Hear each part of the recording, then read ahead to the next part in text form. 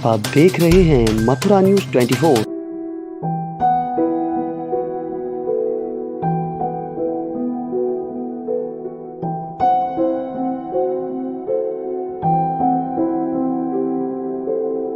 तो हमारी माँ हमें चिट्ठी लिखा करती थी। 29 साल पहले वो चिट्ठी आज भी है।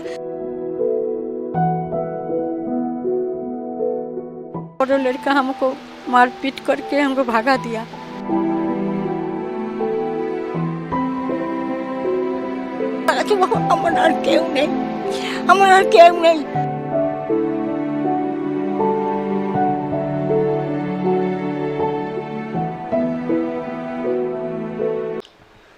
आज मदर्स डे है।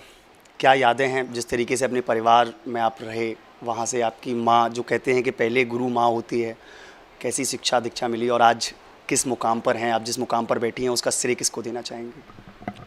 देखिए, किसी भी बच्चे के जीवन में जो माँ का स्थान होता है वो कोई भी नहीं ले सकता है। ये तो सभी बच्चे जानते होंगे कि अगर ओम भी अगर कोई बंदा लेगा नाम तो पहले माँ को ही नाम लेना पसंद करेगा, बाद में ओम का लेना पसंद करेगा।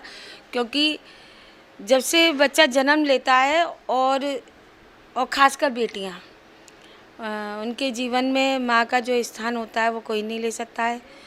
आप मेरे पिता भारत के बहुत नामचीन व्यक्ति थे और राम कथा में उनका एक अच्छा खासा स्थान था। मैं अपने पिता के साथ बाहर जाया करती थी प्रोग्राम देने के लिए, लेकिन उस समय भी मेरे को बाहर जैसे पापा के संग खाना बनाना है तो खाना बनाते समय कोई भी सब्ज़ी अगर फंस जाती थी ना तो मम्मी का नाम लेके बनाया करती थी कि प्लीज़ मम्मी आज मेरे हाथ में आ जाना और सब्ज़ी बढ़िया बना देना, कहीं ख़राब नहीं हो जाए, जल नहीं जाए।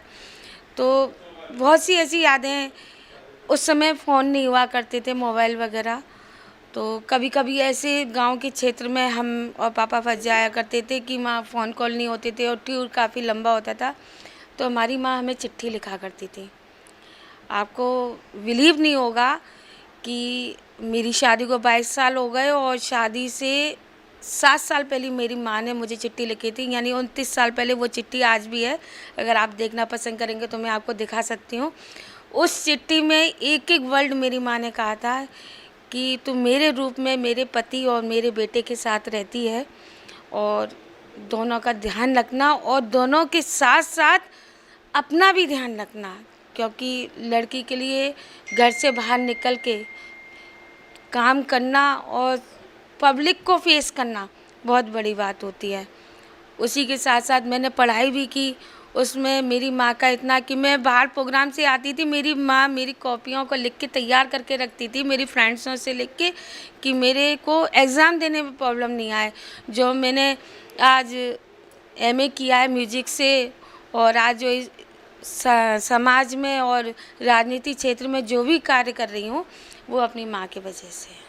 कहीं ना कहीं याद आती है, इतने वर्ष हो गए माँ से मिले हैं आप, माँ के साथ में रहते हैं, तो कहीं ना कहीं कोई कदम पर माँ की याद आती होगी कि मेरी माँ इस चीज़ को टोकती थी या इस चीज़ के लिए मना करती थी या कुछ ऐसा कहती थी जो कि यादगार बना हो वो पल। हाँ, क्यों, आज हम भी माँ बने हैं, हमारी भी बेटियाँ हैं और जो चीज़ आज हमें लगता है कि हमें अपनी बेटियों को मना करते हो बेटियाँ उसमें कोई भी रिएक्ट करती हैं तो हमें अपने पल याद आते हैं कि इसी जगह शायद कभी हमारी माँ भी हमें टोकती थी। स्कूल से आने में 5 मिनट, एटलीस्ट 5 मिनट भी अगर हम लेट हो जाते थे तो हमारी माँ गली में टहलती हुई नज़र आती थी और शायद सेम पोजीशन आज हमारी भी है। इतने बड़े पद पर हैं आप, इस राजनीतिक जगत में एक बहुत अच्छा आपने नाम कमाया, इतने पद तक आई, इस पूरी चीज़ों का श्रेय अगर मैं कहूँ एक शब्द में किसी को देना चाहें तो शायद मैं समझूँ किसको देना चाहेंगे आप? फ़िलहाल तो माँ से बढ़कर तो कोई नहीं है, लेकिन एक स्त्री के लिए माँ और पति ये 2 ही शब्द बहुत बड़े होते हैं। मैं दोनों को ही स्थान दूंगी, लेकिन फ़िलहाल आज जहाँ भी हूँ मेरे पति चुनने से लेके मेरा इस स्थान आने तक मेरे माँ का बहुत बड़ा हाथ है। मुल्ता जी, एक चीज़, जिस तरीके से आज हालात बन चुके हैं, लोग अपनी माँओं को अपने घर से निकाल देते हैं। आजकल बहुत सारे बेटे ऐसे हैं जो कि कहीं ना कहीं उस भावनाओं को नहीं समझ पाते जिसको हम व्यक्त करते हैं। वो अपने घरों से अपने वृद्ध माता पिता दोनों को आश्रय सदनों में भेज देते हैं, वहाँ वे दुख पाते हैं, लेकिन फिर भी उनकी आत्मा अपने बच्चों के लिए, अपने परिवार के लिए सदैव रहती है कि कहीं मेरा बेटा ठीक होगा, नहीं होगा। क्या मानती हैं, क्या मैसेज देना चाहेंगी समाज को कि जिस तरीके से वो अपने घर से अपने बुजुर्गों को निकाल देते हैं, क्या मैसेज आपके द्वारा? मैं तो भैया जी बस उन लोगों से ये कहना चाहूँगी कि एक पल वो देख दें कि आज जहाँ उनकी माँ है कल उन्हें भी पहुँचना है। और लोग अपनी माँ को अपने घर से निकालने से पहले ये सोच लें कि कल उनके बच्चे भी उन्हें निकाल सकते हैं, तो तब उनके दिल पे क्या बीतेगी। तो मैं तो चाहूँगी कोई भी बेटा या बहू इस कदम को नहीं उठा पाएगा अगर वो ये सोच ले कि कल वो इस जगह वो भी हो सकते हैं। भावुक हो रहे हैं आप वाकई में, और ये भावुक होने वाला भी विषय है क्योंकि जिस तरीके से आज हालात बन चुके हैं, लोग अपनी माँ को माँ का दर्जा नहीं दे रहे हैं। जैसे ही बहू आती है, बहू आते ही वो प्रताड़ित करती है उन सास को, उन ससुर को जिन्होंने उनके पति को पाल पोस कर इतना बड़ा किया, और कुछ क्षणों में, कुछ दिनों में वो बेटा अपनी माँ से दूर हो जाता है। और आज अगर आप वृद्धाश्रम के जब आप भ्रमण करने कभी जाती होंगी अपने राजनीतिक, तो कैसा देखने को मिलता होगा उन माँओं को देखकर, कहीं ना कहीं छाती व्याकुल होती है, दर्द होता है कि कैसे लोग हैं जो ऐसी अपनी माँओं को छोड़ देते हैं। पता नहीं क्यों भैया जी, मैं ये कहती हूँ कि जो मैं गलती बहुओं की नहीं मानूंगी। जहाँ तक विषय अगर आता है परिवार में, तो मैं कह रही हूँ एक माँ का बहुत बड़ा स्थान है। क्यों आजकल माएँ अपनी बेटियों को ये शिक्षा नहीं देती हैं कि वो जिस घर में जाएंगी वो घर भी उन्हीं का होगा, और वो सास को सास ना समझे, माँ समझे। क्या उनकी माँ उन्हें नहीं डांटती हैं? क्या उनकी माँ नहीं उन्हें रोकती हैं? तो अगर एक बार वो अगर नेगलेक्ट करेंगे, तो मैं कहती हूँ भैया जी कभी कोई परिवार नहीं टूटेगा। हम आज एक सपोजिबल एक छोटी सी बात लेके चलिए, आज हम कोई पॉट लाते हैं घर में, उसको एडजस्ट करने में हमें 1 हफ्ता लगता है। कभी हम पॉट को टेबल पे रखेंगे, कभी पॉट को उठा के ड्राइंग रूम में रखेंगे, कभी बेडरूम में रखेंगे, अरे आज यहाँ नहीं अच्छा लग रहा है, आज यहाँ अच्छा लगेगा। तो क्या एक व्यक्ति हमारे परिवार में अगर आता है तो उसको एडजस्ट होने में टाइम लगेगा कि नहीं? मैं कहती हूँ हर परिवार को ये सोचना चाहिए, चाहे वो ससुराल वाले हों और मैं कहती हूँ चाहे वो बहू हो, दोनों को अगर ये सोच ले तो कोई परिवार नहीं टूटे। जी, इसी के साथ में हमारी मुदिता जी की जो सुपुत्री हैं वो भी हमारे साथ मौजूद हैं। क्या कहेंगे मम्मी के लिए? सबसे पहले तो हैप्पी मदर्स डे मम्मा को, और मेरे मतलब वेल विशर कह लो या बिग सपोर्टर कह लो, जो भी कह लो, मेरी लाइफ में सबसे मतलब महत्वपूर्ण हिस्सा मम्मा का है। जैसे स्टार्टिंग से ही, मतलब जैसे मैंने अपनी जर्नी स्टार्ट की स्कूल से ही, मतलब 6th स्टैंडर्ड से। तो मतलब ये होता है ना, क्योंकि मतलब हम लोग मतलब बिहारी जी की फैमिली से हैं, दादाजी मैनेजर थे वहाँ पर, तो थोड़ा वैसा ही नेचर होता है सब लोगों का कि मतलब यहाँ नहीं जाना, वहाँ नहीं जाना, ये नहीं करना, वो सब। तो उसकी वजह से मतलब मम्मा ने मतलब पहले यही होता है कि आपको भी नहीं जाना, आप भी ये नहीं करोगे, वो नहीं करोगे। तो मेरा बहुत था कि मुझे गेम्स में या फिर स्पोर्ट्स में अपना करियर बनाना है। तो मतलब जब सबने मना किया तो फिर मम्मा को भी ये लगा कि नहीं करना चाहिए। फिर जब मैंने बोला कि नहीं मुझे तो इसी लाइन में जाना है और मुझे ये करना है, तो मम्मा मेरे लिए लड़े कि नहीं, जब इसको जाना है तो इसको करने दो, इसको आगे बढ़ने दो, ये कुछ गलत थोड़ी कर रही है। फिर उन्होंने मुझे तब से ही वहाँ से सपोर्ट करना शुरू कर दिया। मैं कहीं भी टूर्नामेंट्स पे या फिर कहीं पर भी जाती थी तो मेरे लिए टिफ़िन्स वगैरह पैक करना और टाइम टू टाइम कॉल करना कि क्या हो रहा है वहाँ पे। 3-3 4-4 दिन के लिए हम लोग जाते थे। तो वैसे कभी कभी तो ये होता था ना कि फ़ोन्स लेकर के जाना अलाउड नहीं होता, तो घर वाले भी कहते थे कि जब स्कूल परमिट नहीं कर रहा है तो हम भी नहीं देंगे, वो लोग किसी सेफ्टी की वजह से ही मना कर रहे होंगे। लेकिन हम लोग जिद करते थे कि लेके जाना है, पापा मना करते थे, लेकिन एक हमारे पास पावर पॉइंट होता था मम्मा कि हमें लेके जाना है, तो मम्मा सपोर्ट करते थे कि नहीं आप ले करके जाओ।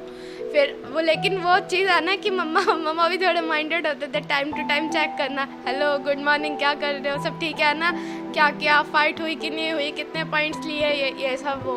फिर उसके बाद थोड़े थोड़े बड़े हुए, अब फिर 12th पास आउट हुई, अब क्या करना है आगे, किस लाइन में जाना है, किस फील्ड में। सबने अपना अपना वो दिया कि तुम ये करो, तुम ये करो। मम्मा कहते जो तुम्हारा दिल करे वो करना, किसी के दबाव में नहीं आना। फिर मैंने अपना करियर वही चुना कि मुझे स्पोर्ट्स में जाना, मैं वही करूँगी। आज तक सबसे बड़ा सपोर्ट मुझे रहा तो वो मम्मा का, हर फील्ड में अगर उन्होंने मुझे सपोर्ट किया।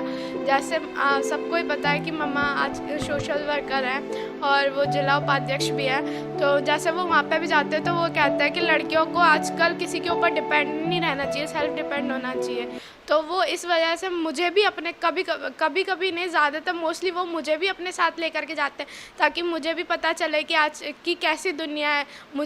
मैं भी सेल्फ डिपेंड हूँ, मैं मतलब खुद हिचकिचाऊँ नहीं, सब लोगों से बात करना सीखूँ। मतलब अगर कल को कोई लड़का मुझसे कुछ बोलता है तो मैं उसे जवाब दे सकूँ, इसलिए उन्होंने मुझे भी बाहर निकाला, घर के अंदर नहीं रखा। पहले के लोग होते थे ना कि थिंकिंग की लड़की नैरो माइंडेड, कि घर से निकलेगी तो ये होगा वो होगा, लेकिन ये सब नहीं। उनका मेरी लाइफ में बहुत बड़ा सपोर्ट है। तो मुदिता जी जिस तरीके से बता रही थी कि जो चिट्ठी रखी हुई थी उनकी माँ की दी हुई, वाकई में वो चिट्ठी इस समय मेरे आंखों के सामने और शायद आपकी स्क्रीन पर भी है।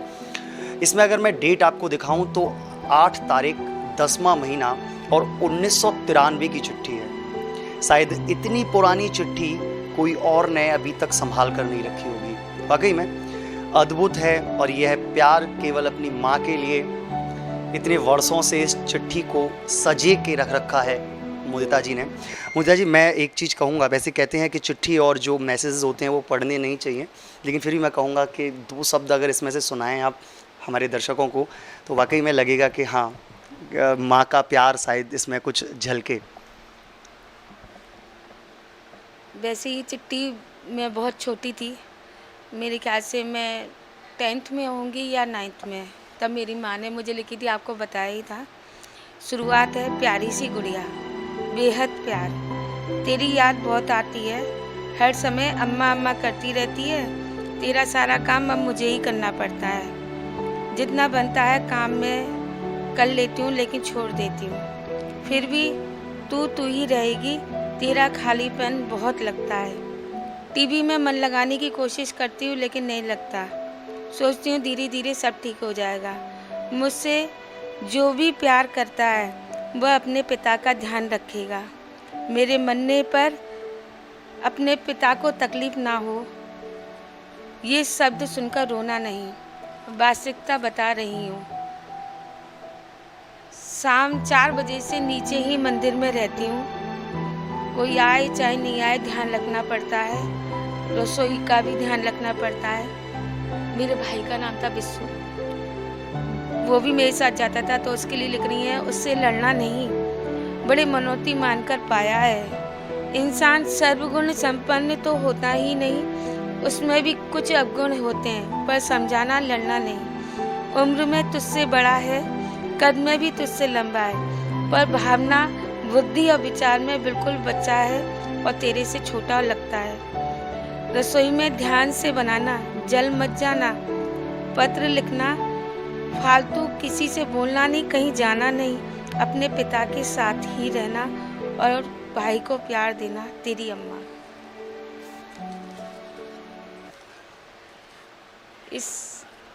ये चिट्ठी मेरी माँ हर प्रोग्राम पे मैं जब पापा के संग जाया करती थी, जहाँ फ़ोन नहीं होते थे, तो जब वो, मैं घर में सबसे छोटी हूँ, उनका मन नहीं लगता था, तब वो लिखा करती थी कि, और चिट्ठी के माध्यम से वो समय समय पर मुझे समझाना, सचेत करना कि दुनिया कैसी है, भले ही बाप भाई साथ में है, लेकिन हमेशा एक माँ का फ़र्ज होता है अपनी बेटियों को सचेत करते रहना कि किसी पे अति से ज़्यादा विश्वास नहीं करना।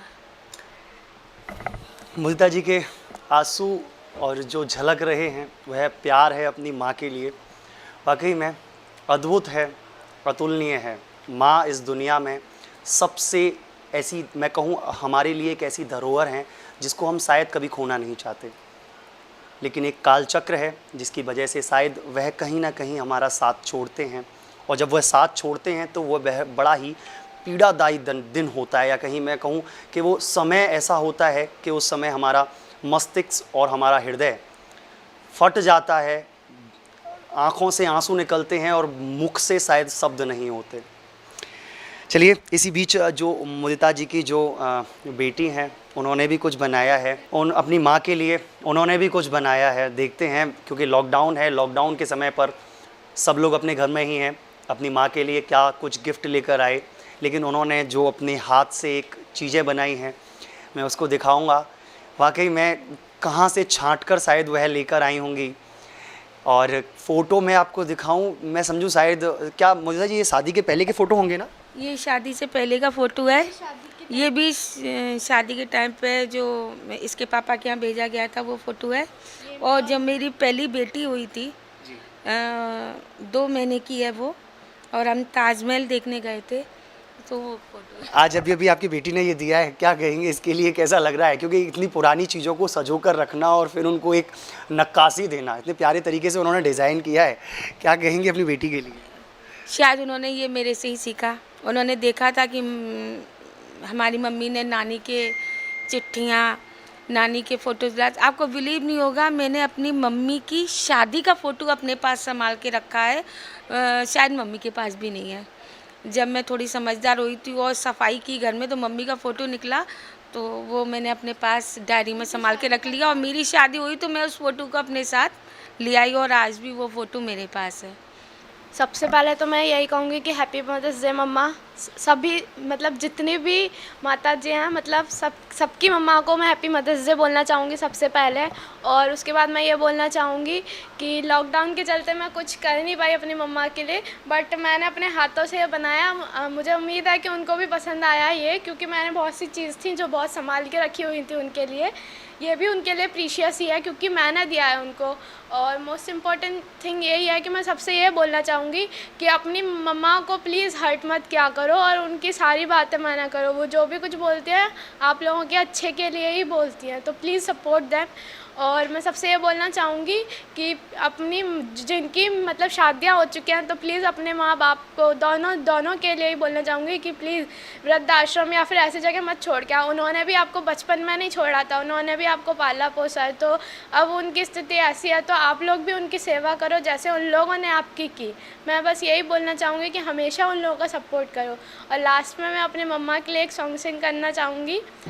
तो कितनी अच्छी है, तो कितनी भोली है, प्यारी प्यारी है ओ माँ।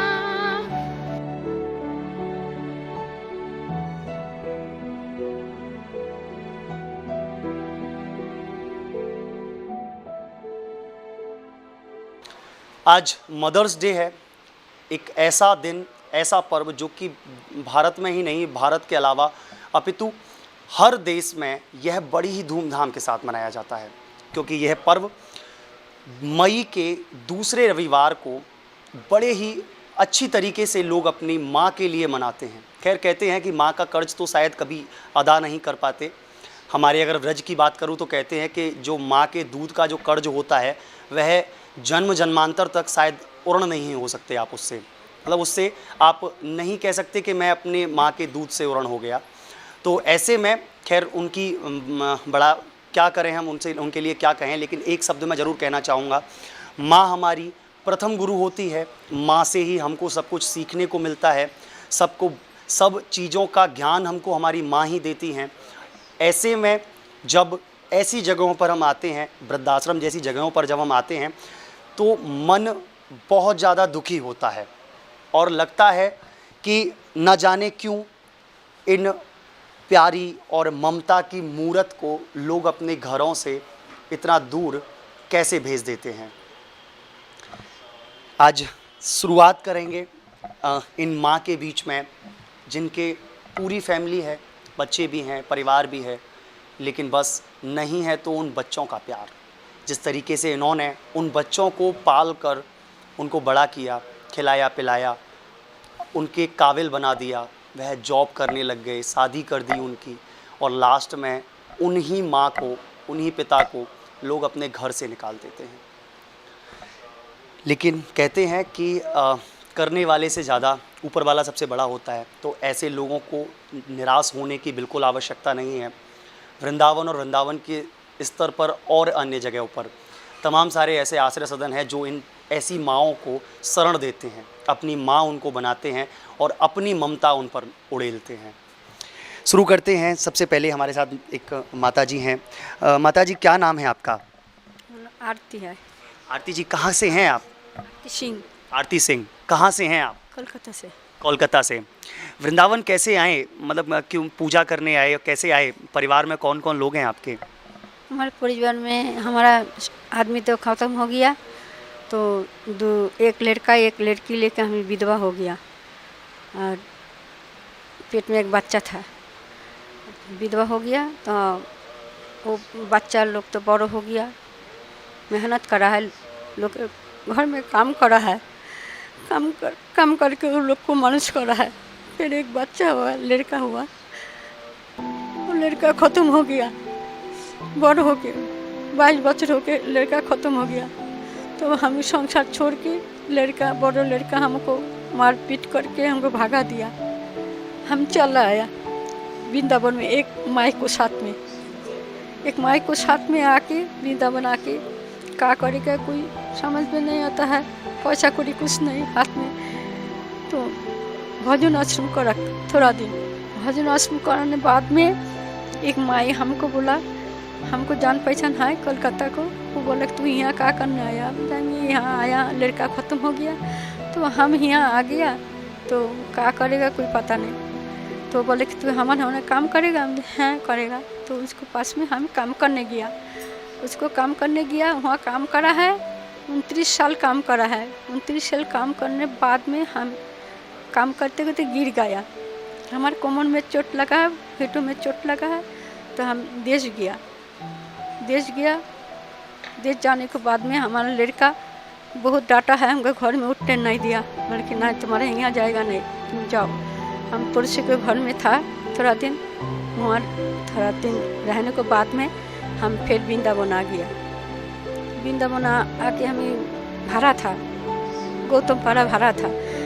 तो वहाँ भोजन आश्रम है, यहाँ भोजन आश्रम है, वो भोजन आश्रम में हम गया। तो हम तो चलने नहीं आता है, तो उन्हें बोला, एक माई बोला कि तुम तो भोजन आश्रम करने नहीं आएगा, तुम नीचे ज़मीन में बैठने नहीं आएगा, तो तुम कैसे भोजन आश्रम करोगी? तो हम बोला कि जो क्या करेगा, हम कैसे चलेगा, तो कहाँ जाएगा? तो बोले तुम आश्रम में रहोगी? हम जो आश्रम में हमको लेगा? बोले हाँ लेगा तुमको आश्रम। तो एक माई हमको आश्रम में ले आया, यही आश्रम में ले आया, ये आश्रम से हम यही रहता है। माता जी, जिस तरीके से आपने अपने बेटे को पाल पोस कर इतना बड़ा किया होगा, क्या कुछ उम्मीदें थीं उससे कि वो मुझे खिलाएगा पिलाएगा, मुझे पालेगा? जिस तरीके से आपने उसको पाला होगा, आपने उम्मीद लगाई होगी कि मेरा बेटा भी मुझे ऐसे इस तरीके से पालेगा। सही तो सोचा है जी, बेटा जब हम बुरा हो जाएगा तो बेटा हमको देखेगा, देख सुन करेगा, पालेगा। हम जब जैसे बेटा को पाला है, पुस पास के इतना बड़ा करा, शादी दिया, तो वो हमको ही बुरा हो जाएगा तो मतलब चावल रोटी कपड़ तो देगा ही, ऐसे ही सोचा था। तो भाग में नहीं है तो क्या करेगा। अच्छा, जब आपके पति चले गए, जब आपके स्वामी जो जिनकी डेथ हो गई, उसके बाद जी स्ट्रोक हुआ था, ब्लड स्ट्रोक। तो जब वो चले गए तो उसके बाद में किस तरीके से बच्चों को पाला होगा? क्योंकि कोई करने वाला नहीं होगा घर में, परिवार में कैसे रोजी रोटी का कैसे चलता होगा, कैसे करते होंगे आप? हमारा पिताजी था, थोड़ा थोड़ा हेल्प करा है, फिर हम काम करा है, दूसरा बारीते खाना बनाने काम करा है, खाना बना के पोस पास के खाना ले आती थी, पोस पास के लड़का बच्चा को बड़ा करा है वहाँ। बच्चों ने साथ नहीं दिया? नहीं, अभी बच्चा बड़ा हो गया, कमाई करा है, पैसा इनकम करा है, तो शादी दिया। शादी देने के बाद में बच्चा लोग हमको थोड़ा दिन बाद में हमको नहीं देखा। फिर हमारा एक लड़का था छोटा, वो लड़का जब मर गया तब हम ही वृंदावन में आ गया, कोई माँ को साथ में। हर दर्द है, हर चेहरे पर एक दुख है, और चेहरे पे दुख के साथ में जो झलकते हुए आंसू हैं वह वाकई में वह ममता है जो इन्होंने अपने बच्चों पर उड़ेली थी। लेकिन उस ममता का सिला कुछ इस तरीके से मिला। ये क्रम अभी जारी रहेगा। एक माँ और हैं, इनकी अभी मैं जब मैं बात कर रहा था, यहाँ की जो अधीक्षिका हैं उनसे जब मैं चर्चा कर रहा था, तो उन्होंने बताया कि माँ की कहानी बहुत ज़्यादा दुखित है, बहुत ज़्यादा इमोशनल वाली कहानी है। जानेंगे क्या नाम है आपका? नाम की? আমার নাম অন্নপূর্ণা। आज आप यहाँ आश्रय सदन में क्यों हैं? क्या आप बच्चे वगैरह नहीं हैं आपके? पति वगैरह नहीं था कोई? না, আমার ছেলে পেলে কেউ আসেনি, জানে না যে আমি কোথা খেয়েছি, তারা জানে না। আমাকে বললে যে বেরিয়ে যা, দূর হয়ে যা। আমি সেই মনের দুঃখে রাস্তায় বেরিয়ে পড়েছি। বেরিয়ে পড়ে ভগবান আমাকে এইখানে এনেছে। আমি এইখানে এসেছি, এইখানে এসে এইখানে আছি। তারা যে আমাকে অমনি করে, ছেলে হয়ে যদি মাকে অমনি করে তাহলে কত দুঃখ লাগে বুকের মাঝে। আমি সেই জন্যে চলে এসেছি বাবা, আমি সেই জন্য তাদের কাছে থাকি নাই, অনেক দুঃখে কষ্টে বেরিয়ে এসেছি। बेटे प्यार नहीं करते थे, मारते थे, पीटते थे? না, আমি কারোর সঙ্গে কথা বলি নাই, ফোনও করি নাই, কথাবার্তা বলি নাই। আমার আমার আমার কে, আমি জানছি আমার কেউ নেই, আমি একা আছি, আর ভগবান আছে, আর কেউ নেই আমার। আর তোমরা আছো বাবা, আমার আর কেউ নেই, আমার আর কেউ নেই। তারা সব করছে, আমি লোকের ঘরে কাজ করে আর করে তাদেরকে খাইয়ে মানুষ করেছি। তার বাবা মরে গেল, ঠাকুমা ছিল অন্ধ, তাকে দেখেছি, ভগবান জানে, তাই সেও চলে গেল। এবার আমি একা, এবার আমি বেরিয়ে পড়েছি। আমাকে যা বলছে আমি তাই করে আমি বেরিয়ে পড়ছি, তোরা যা করবি কর। আমাকে ভগবান, এই ভগবান আমাকে এইখানে এনেছে। আমি ওইখানে মাঠের ওইখানে একটা মন্দির আছে, ওইখানে ছিলাম। ওইখান থেকে এইখান থেকে গাড়ি যেয়ে গাড়ি করে আমাকে এইখানে এনেছে। সে গাড়ি করে আমি এইখানে এসেছি। ठीक है, अच्छा। तो बताया, आप लोग शायद नहीं समझ पाए होंगे जो संक्षिप्त में इसकी जो कहानी है, जो उसकी जीवन परिचय है, मैं अधीक्षिका जी से ज़रूर पूछना चाहूँगा, क्योंकि बंगाली ना आपकी समझ में आई होगी ना मेरे में आई है। लेकिन उस चेहरे को देखकर जो भाव थे, जो उनका दुख था, वह शायद उस भाव से प्रकट हो गया। उन फेस से, उनके से वो झलक रहा था कि वो कितनी दुखित हैं, कितनी उनके मन में कितना दर्द है। क्या कहा उन्होंने? जिस तरीके से कहानी बता रहे थे आप, किस तरीके की कहानी है इनकी, कहाँ से आए थे? सर ये कलकत्ता की रहने वाली है और ये बहुत जल्दी विधवा हो गई थी। इनके 2 बेटे थे, इनके हस्बैंड की डेथ हो गई। उसके बाद इन्होंने अपने बच्चों को दूसरे के यहाँ काम कर करके और उन बच्चों को पढ़ाया लिखाया और उसके बाद उन बच्चों की शादी की। शादी करने के बाद वो बच्चे इस माँ को पसंद नहीं करते हैं कि वो सारा जीवन काम कर रही है, काम ही करती रहे, वो मुंह नहीं खोले कुछ भी, ना बहू से ना बच्चों से, किसी से कुछ नहीं कहे। तो जब माँ के सामने कोई बच्चा गलत करता है तो माँ तो बोलेगी बोलेगी। तो उन्होंने बोला तुम यहाँ नहीं रह सकती हो, तुम कहीं जाके मर जाओ, यहाँ दोबारा नहीं आना, अपना मुंह नहीं दिखाना। तब ये बिना कुछ कहे एक जोड़ी कपड़ा लेके और चल दी थी अपने घर से। चल दी तो किसी के साथ वृंदावन आई है। वृंदावन आई तो वहाँ भी कुछ माता मिल गई इनको, जिन्होंने उन्होंने रखा। तो उनका काम मतलब इनसे क्या करवाती थी, पूरे दिन काम करवाती थी। वो माता दिन भर भजनाश्रम वगैरह करती थी, अभी सारा दिन घर का काम करती थी बेचारी। घर का काम करते करते एक दिन इनकी तबीयत ख़राब हो गई। तो हमारा फील्ड स्टाफ है राधा चौहान, वो गई, वो बोली कि माँ आपके ऐसे बिल्कुल शरीर बहुत ज़्यादा ख़राब था, इनका तबीयत बहुत ज़्यादा ख़राब थी। बोले कि माँ आप हमारे साथ चलोगे? बोले कहाँ? कि अपने घर। माँ बोली मेरा तो कोई घर ही नहीं है। बोले नहीं, भाई लेके जाएंगे जो आपका घर है, आपके बच्चे हैं वहाँ। फिर वो उसको लेके आई, हमने उनको एडमिट करवाया, हॉस्पिटल दिखवाया। आज माँ हमारी है, उनके बच्चों की माँ। बहुत सुंदर, सही बात कही अधीक्षिका जी ने, और ये बात मैं पहले भी दोहरा चुका हूँ। वाकई में यहाँ माँ बनाकर इनको रखा जाता है, और जिस तरीके से यह अपने बच्चों को पालती हैं, उन्हीं तरीक़ों से इनको भी अब पालने की ज़रूरत पड़ जाती है। क्योंकि जब वृद्ध होती है, जब जितनी जितनी हमारी आयु, हमारा शरीर वृद्ध की तरफ हम अग्रेसिव होते हैं, तो उस समय हमको सबसे ज़्यादा नीड होती है कि कोई हमारी केयर करे। और वह केयर केवल 2 ही लोग कर पाते हैं, या तो अपना पति या फिर अपने बेटे। लेकिन जब दोनों का साथ ना मिले तो एक अन्य जगह और होती है, जो कि अपना घर होता है। एक और माता हमारे साथ में हैं, उनसे भी जानेंगे। माता जी क्या नाम है आपका? राधा। राधा जी कहाँ के रहने वाले हैं आप? एटा मैनपुरी। अच्छा, एटा मैनपुरी यहीं के हैं। अच्छा, बेटे हैं आपके? शादी हुई आपकी? शादी हो गई जी। पति ने दूसरी औरत रखने की वजह से मैंने उसको छोड़ दिया। जी, फिर यहाँ आ गए आप? हाँ, मैं यहाँ आ गई हूँ। वाकई में दर्द है, और इस दर्द को किस तरीके से बयां करें। तमाम माँओं का दर्द सुना, और दर्द सुनने के साथ में वाकई में मैं कुछ शब्दों में अगर कहना चाहूँ तो यह आश्रय सदन जैसा नहीं लगता है। यह वाकई में वृद्धाश्रम जैसा नहीं लगता है। लगता है कि यह अपना घर है। यहाँ जो प्यार, जो वात्सल्य है, वाकई में वो अद्वितीय है। और ऐसी प्यारी प्यारी माँओं के लिए किस बेटे का हृदय नहीं व्यतीतता होगा, यह मैं सोचता हूँ। ऐसा कैसा बेटा होगा जो अपनी माँ को यहाँ छोड़कर बैठा हुआ है। आज इस मथुरा न्यूज़ 24 के माध्यम से हमारे सभी दर्शकों को इस खबर को बनाने का हम लोगों का मोटिव ये था कि एक मैसेज आप लोगों के पास पहुँचे कि एक माँ जो अपने बच्चे को चलना, खाना, पीना, उठना, पढ़ना, लिखना सब चीज़ सिखाती है, यहाँ तक कि किस तरीके से वह इस दुनिया में सर्वाइव करे, इस चीज़ को भी जब माँ सिखाती है और जब उसको हमारी ज़रूरत पड़ती है तो हम उसको घर से निकाल देते हैं। यह सोच अपने दिमाग से निकाल दीजिए कि शायद बुजुर्ग होने के बाद में माताओं को अपने घर से निकाल दें। और मैं शासन और प्रशासन से एक आग्रह और ज़रूर करना चाहूँगा, मैं सरकार को ज़रूर कहना चाहूँगा अपने और मथुरा न्यूज़ 24 के माध्यम से कि इस चीज़ पर एक कानून अगर सरकार बना सके तो वाकई में बनाए। जो लोग अपनी माँओं को घर से निकाल देते हैं उनके लिए दंड होना चाहिए, और दंड भी ऐसा नहीं, छोटा दंड नहीं, ऐसा दंड होना चाहिए जो कि उनको एक सबक मिले कि वाकई में हम अपनी माँ के साथ गलत कर रहे हैं। भगवान देगा वो तो देगा ही, कहते हैं। इन माँओं से अगर मैं पूछूं कि आप अपने बेटे के लिए क्या कहना चाहेंगी तो वो एक ही शब्द में निपटा देंगी कि जो करेगा वो ऊपर वाला करेगा। उसकी लाठी में तो ताकत है लेकिन वह शायद बहुत विलम्ब करता है। सरकार अगर चाहे तो इस पर एक कानून बनाए और कानून बनाकर उस अपराधी को, वो अपराधी ही है, उसको अपराधी की श्रेणी में ही लिया जाए जो ऐसा कृत्य करे। हमारे साथ में जो यहाँ की अधीक्षिका हैं उनसे चर्चा करेंगे जो कि वाकई में इस अपने पूरे घर को चलाते हैं, किस तरीके से वह इन माताओं का ख्याल रखते हैं, जानेंगे उनसे और किस किस हाल में माताएं इनके पास आती हैं।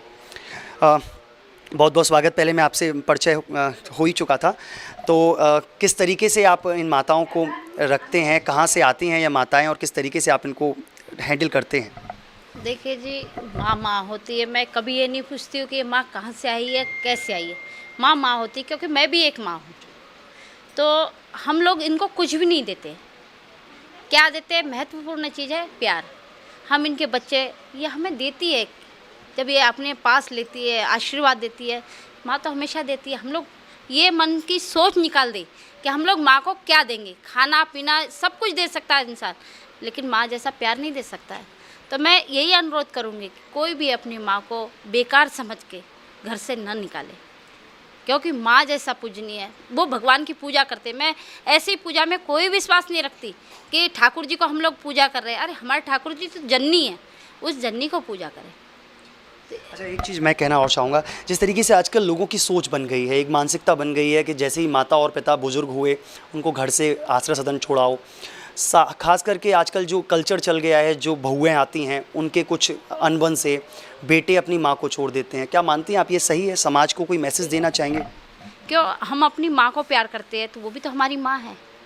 थोड़ा हम माँ, उस सास को भी सोचना चाहिए कि ये पराई बेटी आई तो इसको बेटी बना के ही रखे। जब वो बेटी, अब बेटे को सोचना चाहिए कि ये माँ जितना कष्ट करके हमको रखी है, प्यार किया है, सब कुछ किया है इस माँ ने, तो हम दो शब्द अगर सुन लेंगे तो क्या है, उस माँ का आशीर्वाद भी तो है।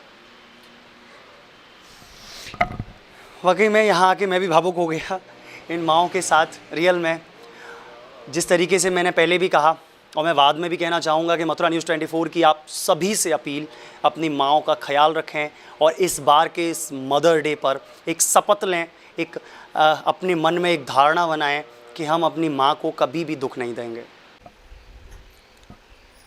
तुलसी जी, आज मदर्स डे है।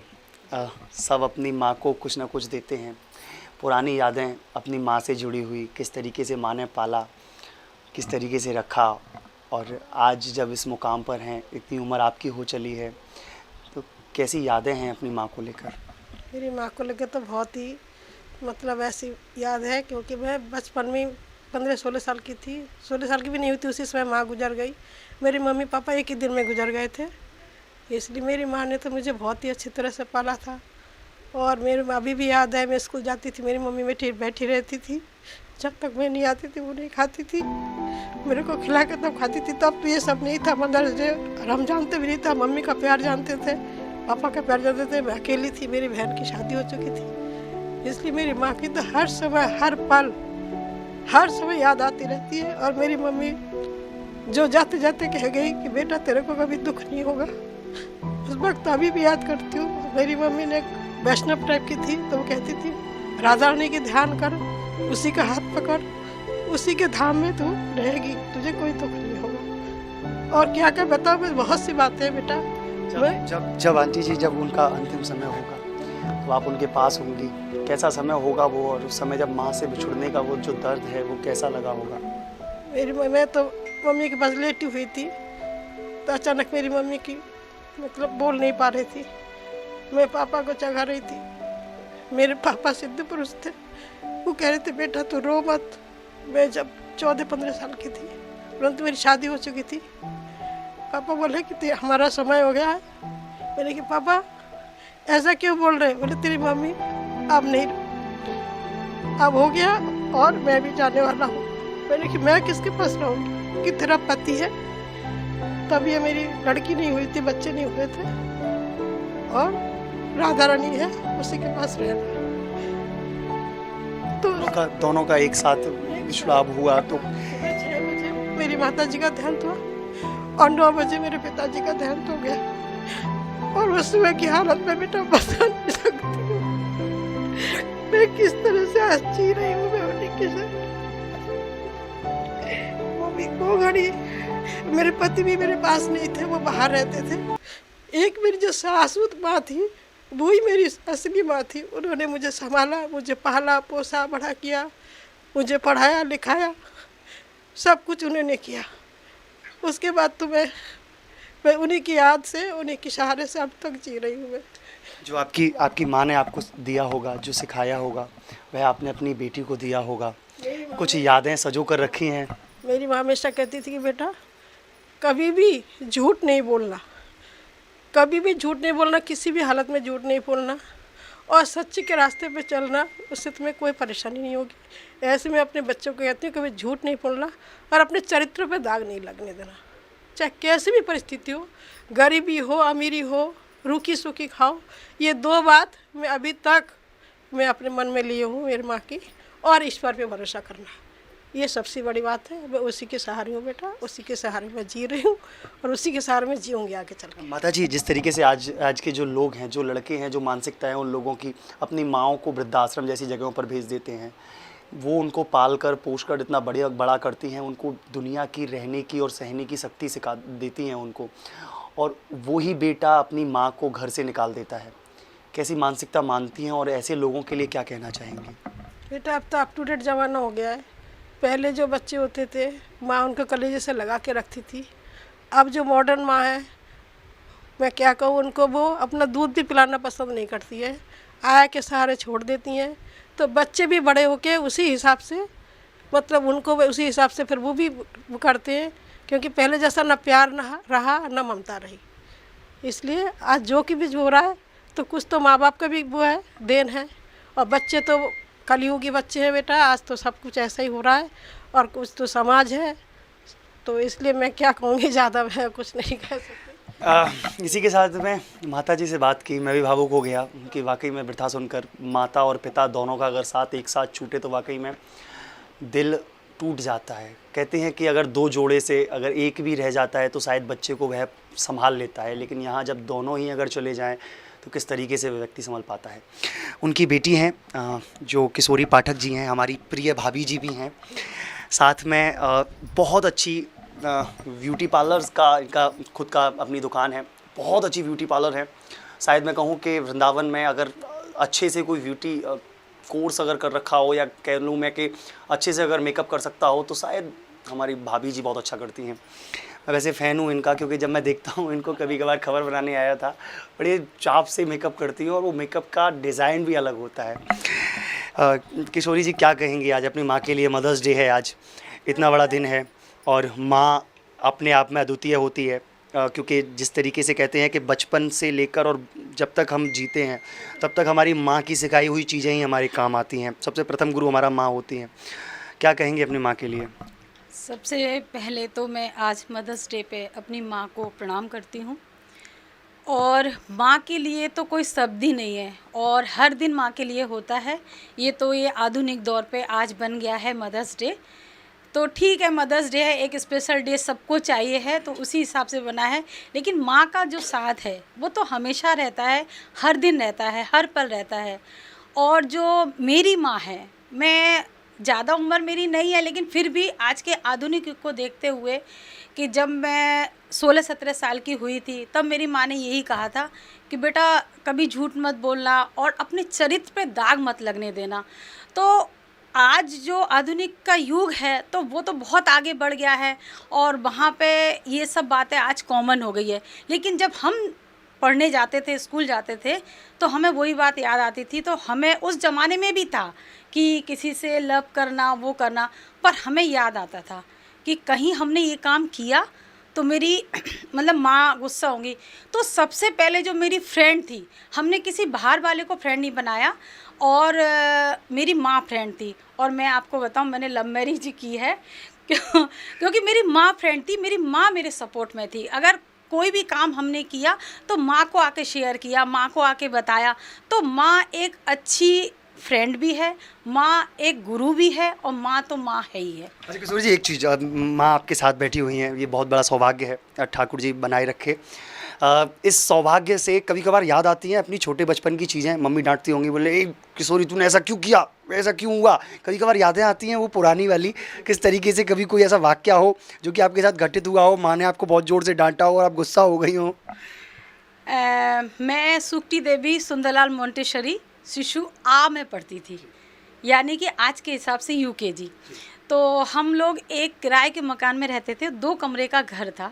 अंदर वाला एक कमरा था जिसमें एक आला था और आले के ऊपर मम्मी ने अखबार बिछा रखा था, उसके नीचे 2 का एक नोट रखा था जो कि मैं काफ़ी दिन से उसको मैं देखती थी। मम्मी जैसे कभी कुछ उठाने को कहती थी तो मैं देखती थी। तो मेरी एक बुआ थी नहीं है आज भी, लेकिन वो मेरे साथ ही पढ़ती थी। तो मैंने जब उसको कई दिन देखा तो एक दिन मेरे मन में आया कि इसको आज मैं ले लूं, और मैंने लिया। और लेने के बाद मेरी बुआ और हम दोनों एक ही स्कूल में पढ़ते थे। तो मैंने बुआ से कहा, बुआ आज मैं 2 रुपये लेके आई हूँ। तो बोले क्या करेगी? तो मैंने कहा ऐसा करते हैं, आज इसको हम खाएंगे, आज मेरे पास 2 रुपये हैं। तो गलती कहाँ हुई कि मैंने उस 2 रुपये में से, जब हमारी छुट्टी हुई तो मेरी बुआ 2 बहनें थी, तो बड़ी बुआ को तो मैंने अपना समझ के उसको बता दिया, लेकिन छोटी जो उसकी बहन थी उसको मैंने कहा तू आज घर चली जा। तो बोली क्यों? तो उसने कहा नहीं तू घर चली जा। तो उसको उसकी बहन ने बता दिया कि आज ये 2 रुपये लेके आई है और तू घर जा और हम आ रहे हैं। तो आज भी पत्थरपुरा में टूनू रसगुल्ला वाले की दुकान है, तो उसकी दुकान से हमने 50 पैसे के समोसे और 50 रुपये के रसगुल्ले खरीदे और 1 रुपये बचे थे तो वो ला के मैंने रख दिया। लेकिन जब मैं स्कूल से घर पहुंची उससे पहले जो मेरी छोटी वाली बुआ थी वो पहुंच गई। मम्मी ने मुझे इतना मारा कि मैं आज तक वो समोसा और रसगुल्ले नहीं भूलती हूँ।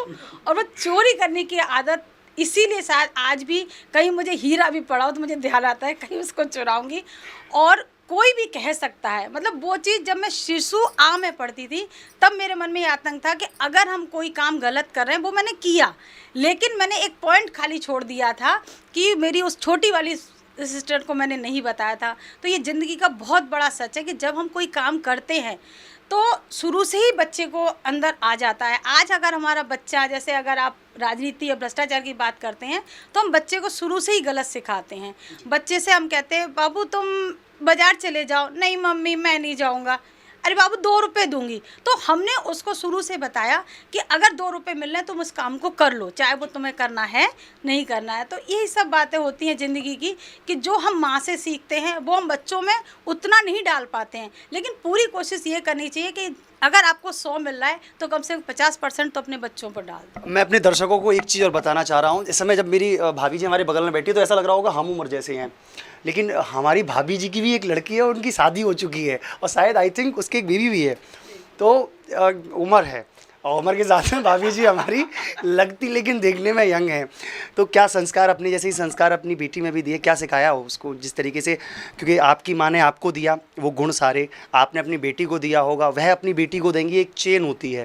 तो क्या सिखाया और क्या कहेंगे अपनी बेटी के लिए? नहीं, बेटी को भी हमने यही सिखा के भेजा है कि भाई जो संस्कार हमें मिले हैं कि जैसा घर मिला है उसको संजो के चलो, जो पति है। और मेरे हिसाब से देखो आजकल आधुनिक ज़माना कुछ भी हो, लेकिन मैं ये मानती हूँ कि जो हमारी पुरानी सभ्यता, पुराने संस्कार, जो हमारे माँ बाप कहते थे, जो संस्कार में बताया गया था कि मांग का सिंदूर वो अमर है, तो वाकई में अमर है। आजकल की वो सिंदूर लगाना पसंद नहीं करती। मेरी बेटी की शादी बॉम्बे में हुई है और बॉम्बे आधुनिक जगत का सबसे ज़्यादा वो है, पर मेरी बेटी जब भी आती है वो बहुत छोटी बिंदी लगाती है, मैं हमेशा बड़ी बिंदी लगाती हूँ। लोग वह बहुत बोलती है आपकी इससे एज ज़्यादा लगती है, कोई फ़र्क नहीं पड़ता। मैंने उसको भी मजाक में लिया कि मुझे हर चीज़ बड़ी पसंद है, मेरा पति बड़ा, मेरी बिंदी बड़ी, और मेरी तो वही चीज़ मैं अपनी बेटी से भी कहती हूँ। और मेरी बेटी वहाँ पर भी कोई भी सिंदूर नहीं भरता, लेकिन वो सिंदूर लगाती है, बिंदी लगाती है। और मैं कहती हूँ पति है तो पति को भगवान रूप में मानो। अब आप कहोगे पति भगवान है तो फिर वो क्या आपको मानते हैं? हमें अपना काम करना है, वो हमें क्या मान रहे हैं क्या नहीं मान रहे हैं। और ये बात अटल सत्य है कि अगर हम किसी को बहुत ज़्यादा प्यार करेंगे, वो कितने दिन हमसे नफरत करेगा, एक दिन उसको झुकना पड़ेगा। तो यही संस्कार हमने उसको दिया कि ससुराल है, हर बातें होती है छोटी बड़ी, अगर तुम धीरे धीरे सामंजस्य करके चलोगी तो एक ना एक दिन तुम्हें सबको झुका लोगे, सबको अपना बना लोगे।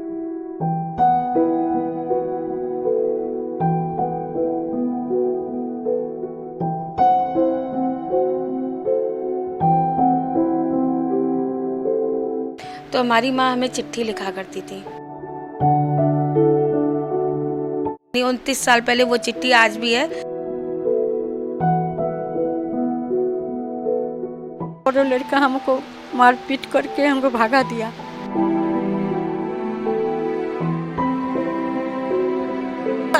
আমার আর কেউ নেই, আমার আর কেউ নেই।